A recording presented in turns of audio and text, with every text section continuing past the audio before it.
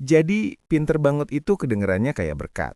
Orang-orang mikir, hidup kalian bakal lebih gampang, masalah cepet kelar, dan sukses gitu aja tanpa usaha. Tapi, aslinya, kepinteran itu punya sisi sulitnya sendiri.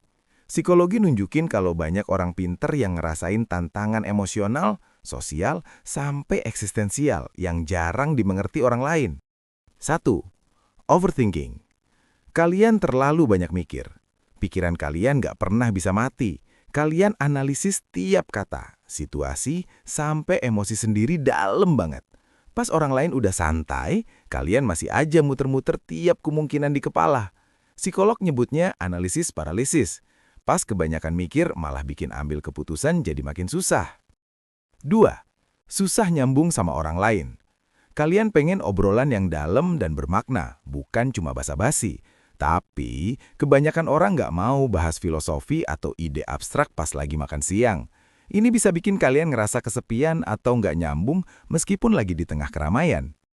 3. Sadar banget sama segala hal. Orang pinter sering ngeh sama pola, perilaku, dan emosi yang dilewatin orang lain. Meskipun berguna, ini bikin kalian lebih sensitif sama hal negatif, ketidakjujuran, dan manipulasi. Otak kalian kayak bisa lihat motif tersembunyi dan itu bikin capek banget. 4. Tekanan terus-menerus buat sukses. Orang-orang pengen kalian selalu tampil sempurna. Satu kesalahan kecil aja sering dikomentari. Aku kira kamu pinter.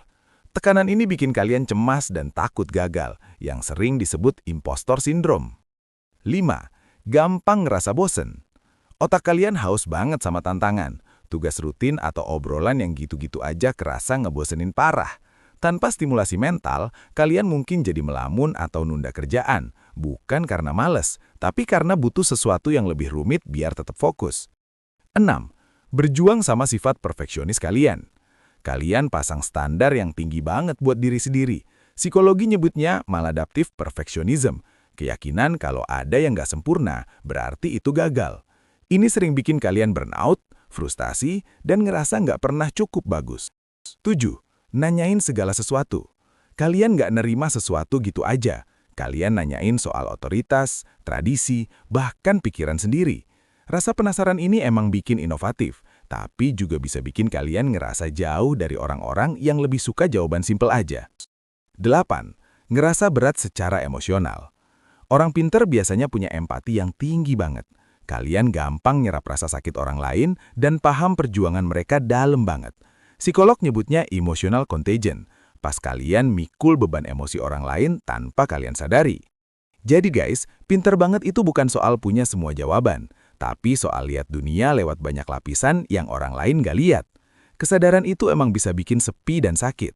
Tapi ingat kalau pikiran kalian itu hadiah langka yang cuma butuh keseimbangan, batasan, dan orang-orang yang tepat di sekitar kalian.